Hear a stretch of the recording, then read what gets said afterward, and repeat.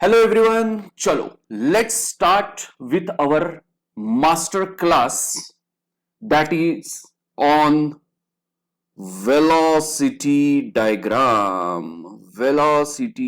diagram और velocity triangle।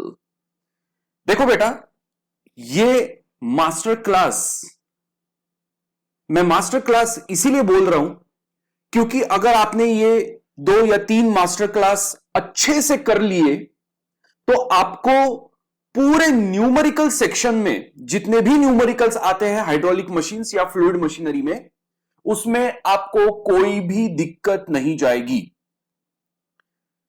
In this master class my aim is to give you 2 golden rules. I am going to give you 2 golden rules. ये 2 golden rules आपके लिए हथियार की तरह काम आएंगे और एक बार आपके पास हथियार आ गए तो जंग जीतने में ज्यादा टाइम नहीं लगेगा। So to understand this golden rule, it is very important कि हम जो लास्ट क्लास हमारा हुआ था उससे थोड़ा सा हम चालू करें। एक बहुत ही इंपॉर्टेंट पॉइंट मैंने लास्ट क्लास में आपको बताया था। वो लास्ट क्लास क्या था? हमने मूविंग फ्लैट प्लेट कंसीडर किया था एंड मैंने आप लोगों को ये बहुत ही क्लियरली बताया था कि अगर आप चाहते हो कि जो जेट इशू हो रहा है नोजल से, जो जेट आ रहा है, अगर आप चाहते हो कि ये जेट इस मूविंग प्लेट को स्ट्राइक करे तो यह सिर्फ मैटर नहीं करता कि कितने वेलोसिटी से जेट आ रहा है, यह भी सिर्फ मैटर नहीं करता कि कितने स्पीड से ब्लेड या वेन जा रहा है, बल्कि यह ज्यादा मैटर करता है कि यह जेट इस ब्लेड के हिसाब से कितना फास्ट आ रहा है। और इसी बेसिस पे ही हमने रिलेटिव वेलोसिटी का कॉन्सेप्ट समझा था। तो रिलेटिव वेलोसिटी बेसिकली यही बताती है कि जेट की वेलोसिटी ब्लेड के वेलोसिटी के मुकाबले कितनी है। इसका मतलब यह है बेटा, देखो मैंने यह भी बताया था आप लोगों को कि अगर दोनों की वेलोसिटी सेम है, अगर वेन एक स्पीड से जा रही है और उसी स्पीड से अगर जेट आ रहा है तो यह जेट इसको कभी पकड़ ही नहीं पाएगा। इसका मतलब यह है मेरे दोस्तों कि अगर आप चाहते हो कि स्ट्राइक हो, इंपैक्ट हो, स्ट्राइक हो, यह अगर आप चाहते हो तो रिलेटिव वेलोसिटी को कंसीडर करना अनिवार्य है। You must consider relative velocity, क्योंकि इस जेट को, इस प्लेट को पकड़ना है ना, तो रिलेटिव वेलोसिटी इंपॉर्टेंट है। आई होप ये आपके दिमाग में अब बैठ गया होगा। If you want to strike a moving jet, you must take relative velocity into account. मैंने यहां पे लिख के रखा ही है बेटा, फॉर स्ट्राइकिंग और impact relative velocity is important. Okay, ये बात अब आपके दिमाग में आप लॉक कर दो, क्योंकि अब इसके बेसिस पे मैं आगे बढ़ने वाला हूं। ये चीज लॉक कर दो बेटा, ये चीज ध्यान में रखना, क्योंकि जब मैं ये इस पॉइंट पे आऊंगा तो आप ऐसा ना हो कि आप ये पॉइंट भूल गए, तो ये चीज ध्यान में रखना।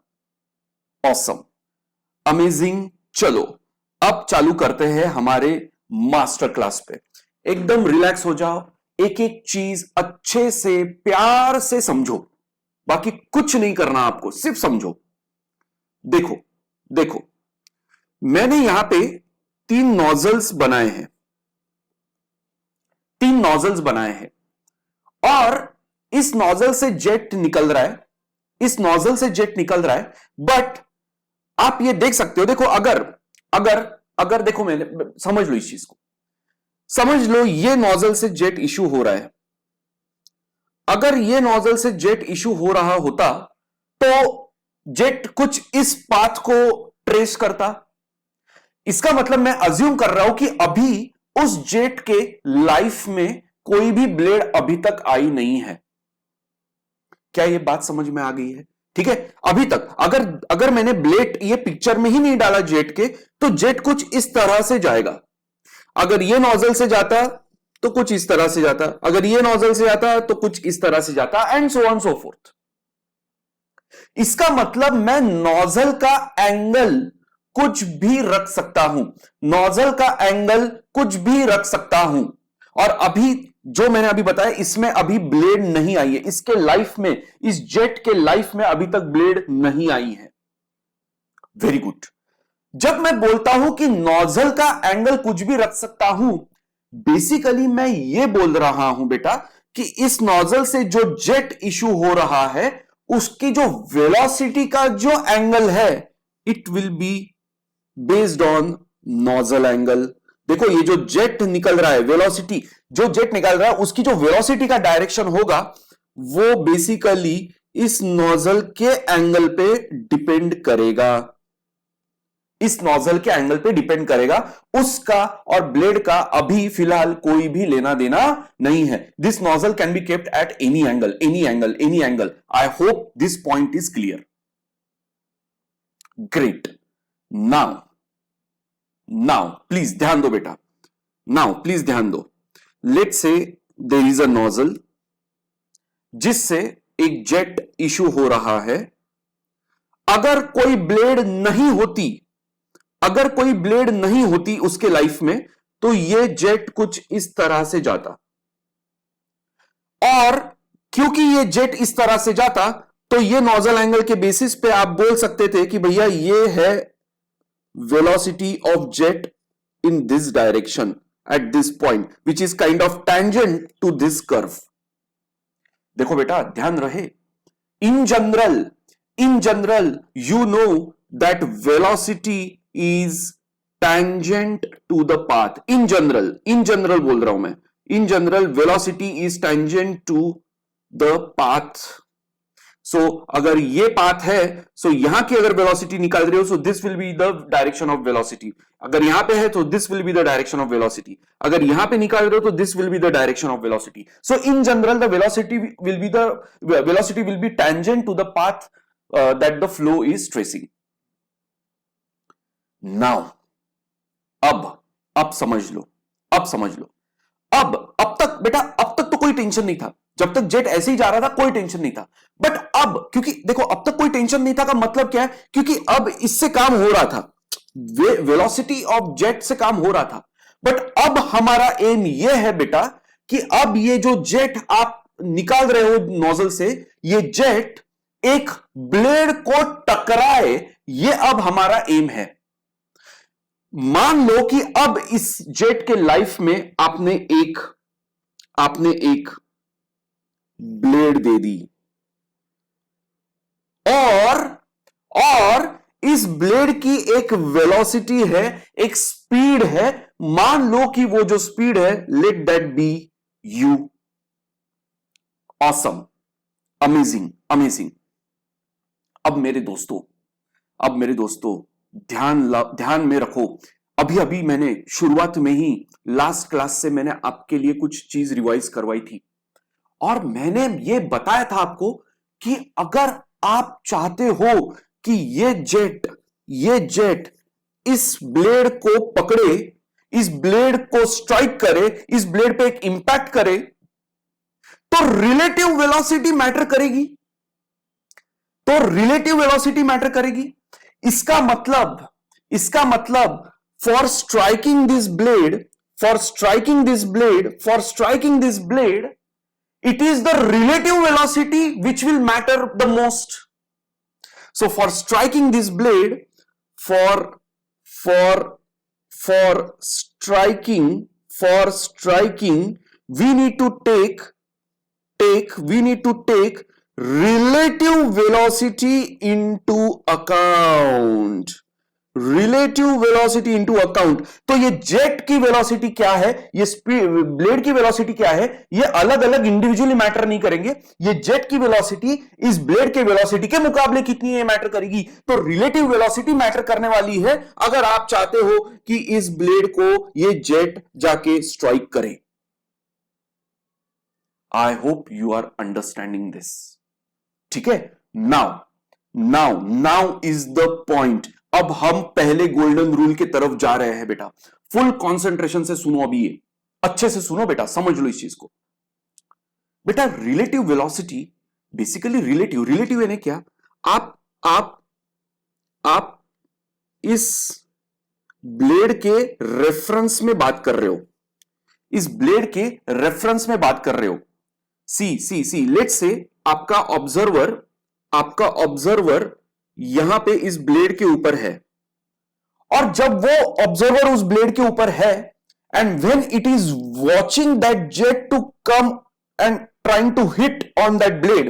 देखो अब ऑब्जर्वर खुद ब्लेड के ऊपर है। अब आंख बंद कर दो और आप खुद सोचो कि आप खुद उस ब्लेड के ऊपर हो, आप खुद उस ब्लेड के ऊपर हो, और वहां से एक जेट आएगा आपको स्ट्राइक करने के लिए।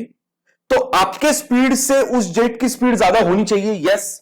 और जो आपको हिट होगा वो उस वेलोसिटी से नहीं होगा, वो रिलेटिव वेलोसिटी से होगा, वो रिलेटिव वेलोसिटी से होगा। Great.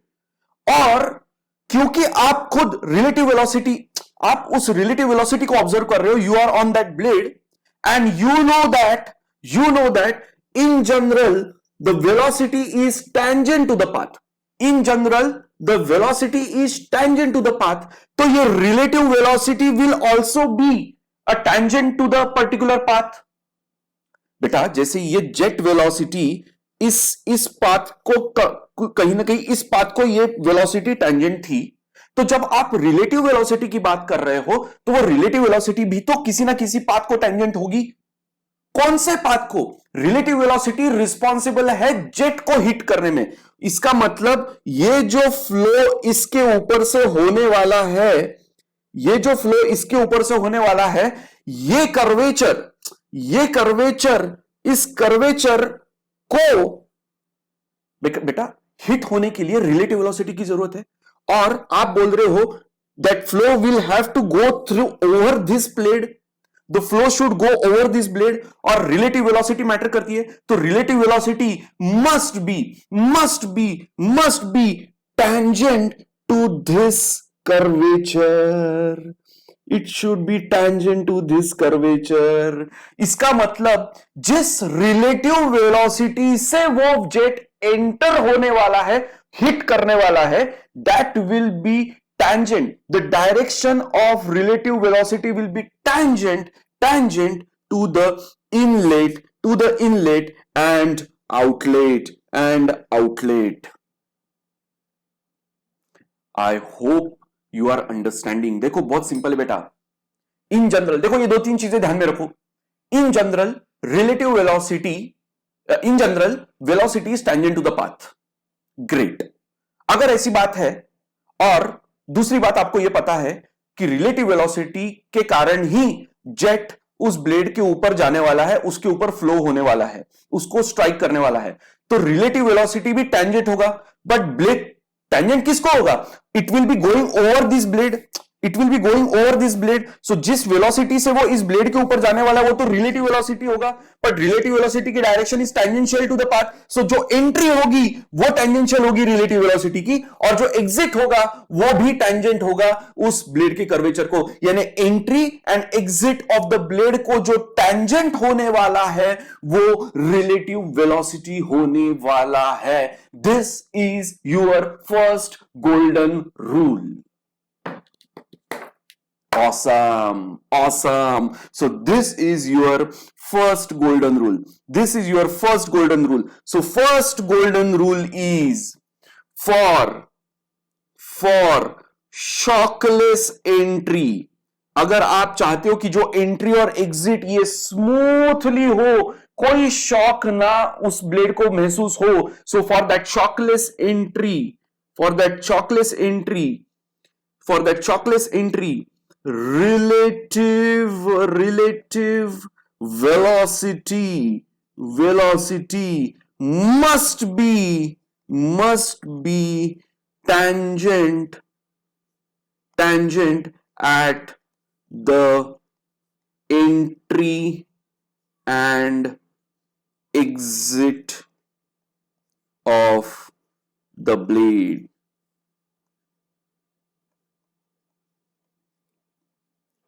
This is your first golden rule. यानी बेसिकली बेटा ध्यान दो, ये जो जेट है, ये आने वाला जेट कोई भी एंगल से आ सकता है, पर जब आप रिलेटिव वेलोसिटी का डायरेक्शन निकालोगे तो आप हमेशा एंट्री और एग्जिट के तरफ, लेट मी जस्ट, हाँ, एंट्री और एग्जिट के तरफ आप हमेशा उस ब्लेड कर्वेचर को, at that blade curvature, at the entry and exit of that blade, the relative velocity will B always always always tangential to the path, always tangential to the path, always tangential to the entry, always tangential to the exit. Which velocity? Relative velocity. So relative velocity is always always always always tangential to the entry and the exit of the blade. तो इसका मतलब blade curvature dictate करने वाला है relative velocity का angle. ये बात ध्यान में रखना बेटा, फिर से दोहरा रहा हूं, बहुत जबरदस्त पॉइंट है ये। ब्लेड का जो कर्वेचर होने वाला है एंट्री और एग्जिट का, वो बताने वाला है कि आपके रिलेटिव वेलोसिटी का एंगल एंट्री और एग्जिट के वक्त क्या होगा, क्योंकि वो दोनों उस ब्लेड के एंट्री और एग्जिट को टेंजेंट रहने वाले हैं। ऑसम। सो ये रहा आपका पहला golden rule. Now let me tell you the second golden rule. Second golden rule देखो बेटा समझ लो। अब देखो, यू कैन सी हियर, यहां पे जेट वेलोसिटी का एंगल और रिलेटिव वेलोसिटी का एंगल ये अलग अलग होने वाले हैं। जेट वेलोसिटी का एंगल और यानी डायरेक्शन ऑफ जेट वेलोसिटी और डायरेक्शन ऑफ ब्लेड और direction of the velocity of blade ये अलग अलग है, और हम ये भूल नहीं सकते कि ये तीनों एक्चुअली वेक्टर्स है, तो डायरेक्शन मैटर करता है। एंड यू नो, अभी लास्ट क्लास में ही मैंने बताया था that relative velocity is a vector, basically v minus u। Jet की वेलोसिटी ब्लेड के मुकाबले कितनी है, ये हम रिलेटिव वेलोसिटी बोल रहे हैं। So the second golden rule will be coming from this equation only, that is, so देखो बेटा, ये जो v है दिस इज जेट वेलोसिटी, ये जेट की वेलोसिटी है, ये ब्लेड की वेलोसिटी है, ये ब्लेड की वेलोसिटी है। So jet velocity, please listen carefully, so the jet velocity is basically the resultant of, so jet velocity vector is a resultant of relative velocity plus, अब देखो ये जो u है ये यहां पे चला जाएगा, so plus blade velocity. So jet velocity is the resultant of relative velocity and blade velocity.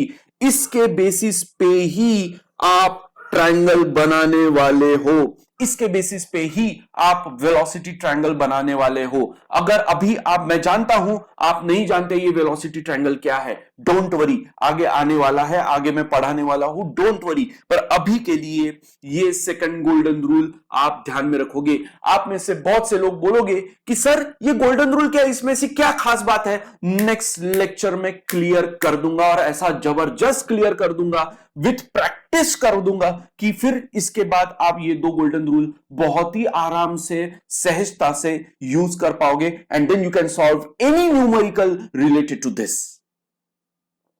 इसका आपको मैं फील दे सकता हूं, ये इक्वेशन का मैं आपको फील दे सकता हूं, महसूस करवा सकता हूं कि ऐसा क्यों है सर।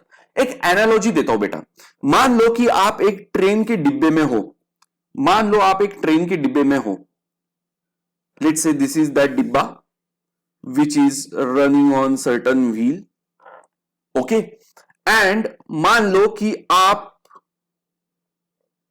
अंदर बैठे हो at this section, let's say ये जो ट्रेन है ये खुद 150 किलोमीटर पर आवर के स्पीड से जा रही है। मान लो कि 150 किलोमीटर पर आवर की स्पीड से जा रही है। अब अगर आप अगर आप इस ट्रेन के अंदर रुके हुए हो, अगर आप उस ट्रेन के अंदर बैठे हुए हो, तो जो ट्रेन की वेलोसिटी है, जो ट्रेन की वेलोसिटी है वही आपकी भी वेलोसिटी है। अब दो ऑब्जर्वर है बेटा, दो ऑब्जर्वर है, एक ऑब्जर्वर जो खुद अंदर बैठा है और एक ऑब्जर्वर जो आपको बाहर से देख रहा है। जो ऑब्जर्वर एक आपको बाहर से देख रहा है। अब उस ऑब्जर्वर के हिसाब से आपकी और ट्रेन की वेलोसिटी तो वही है भाई, नो प्रॉब्लम। पर आपके लिए जो जो जो ऑब्जर्वर अंदर बैठा है इस ट्रेन के लिए, उसके लिए वो ट्रेन तो स्टेशनरी है, इसीलिए तो आप बहुत ही कंफर्टेबली अंदर चल पाते हो। तो आप महसूस करो बेटा, आपकी और ट्रेन की वेलोसिटी अगर सेम ही है, आप अंदर बैठे हो, तो आपके लिए वो ट्रेन की वेलोसिटी तो जीरो गई। आपके लिए वो ट्रेन की, बस सिंपल बेटा। हम सब जानते हैं कि धरती घूम रही है, बट क्योंकि हम धरती पे हैं तो हमारे लिए तो धरती स्टेशनरी है ना। बस उसी तरह इस ऑब्जर्वर के लिए ये ट्रेन स्टेशनरी है, बट ये ऑब्जर्वर जानता है कि जो वेलोसिटी इस ट्रेन की है वही वेलोसिटी इस बंदे की भी है जो उस ट्रेन के अंदर बैठा है, राइट। अब देखो अच्छे से समझो। ये जो ट्रेन का एग्जांपल दिया, ये है हमारी ब्लेड वेलोसिटी, ये है हमारी ब्लेड वेलोसिटी। अब मान लो बेटा कि अब आप खुद इस दिशा में 20 किलोमीटर पर आवर के स्पीड से दौड़ने लगे with respect to this train. बेटा जो ऑब्जर्वर अंदर है वो तो ट्रेन के हिसाब से दौड़ेगा, तो ट्रेन स्टेशनरी है उस ऑब्जर्वर के लिए जो अंदर बैठा है, तो वो ट्रेन के हिसाब से 20 किलोमीटर, ट्रेन के हिसाब से 20 किलोमीटर, यानी ये रिलेटिव वेलोसिटी हो गई विथ रिस्पेक्ट टू ट्रेन, ये हो गई relative velocity with respect to train. तो ये जो 20 किलोमीटर है, this is your relative velocity. Great. अब आ जाओ इसके नजरिए से बेटा, ये ट्रेन खुद 150 किलोमीटर पर आवर के स्पीड से जा रही है, इसके अलावा आप उसके अंदर 20 किलोमीटर पर आवर के स्पीड से जा रहे हो, यानी ये बोलेगा कि भाई आप तो 150 प्लस 20 ये इतने वेलोसिटी से जा रहे हो, और this is standing on ground. So ये आपकी जो वेलोसिटी देख रहा है, इसके हिसाब से बेटा, इसके हिसाब से जो ये वेलोसिटी इस पर्सन की देख रहा है वो एब्सोल्यूट वेलोसिटी है, क्योंकि वो ग्राउंड के फ्रेम से देख रहा है। अरे बेटा समझ में आ रहा है कि नहीं? सो यही तो हो गया कि this absolute velocity becomes actually the jet velocity, which is summation of resultant velocity and blade velocity. So that's why this is, so I hope you can imagine this. So that's why this is your second golden rule, that the jet velocity, जिसको आप absolute velocity भी बोल सकते हो या फिर jet velocity भी बोल सकते हो, is a resultant बेटा ये वेक्टर एडिशन है, ये भूलना मत, ये वेक्टर एडिशन है। नॉर्मल एडिशन कर दोगे तो मैं तुम्हारी तंगड़ी तोड़ दूं। ये नॉर्मल एडिशन नहीं है, this is a vector addition. So this is the jet velocity और absolute velocity which will be the resultant of relative velocity and blade velocity. बेटा इसका सिग्निफिकेंस मैं प्रॉमिस करता हूं, डोंट वरी, इसका सिग्निफिकेंस मैं नेक्स्ट लेक्चर में, ये वेलोसिटी ट्रायंगल क्या होते हैं, ये दो गोल्डन रूल्स कैसे यूज करते हैं सर, कैसे हम सारे न्यूमेरिकल सॉल्व कर सकते हैं, इसका सिग्निफिकेंस क्या है, इसमें गलतियां क्या हो सकती है, ये सारी चीजें मैं next lecture master class part 2 में 100% ब्यूटीफुली कवर करूंगा। आपको चिंता करने की कोई जरूरत नहीं है। But till now I hope you have understood everything what ever I have taught. अगर नहीं तो प्लीज कमेंट सेक्शन में बताओ, सो दैट मैं और अच्छा वीडियो बनाऊं ये, और अच्छे से समझाऊं मैं ये आपको, और मैं अपने आप को और इंप्रूव करूं। Okay, so if you enjoyed this video till now, please like it, Please share it with your friends and subscribe to this channel. Okay, please comment in the comment section, चाहे अच्छा लगे बुरा लगे, no worries, I will improve myself.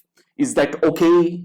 Okay, चलो, so see you in the next lecture. तब तक के लिए bye bye and namaste.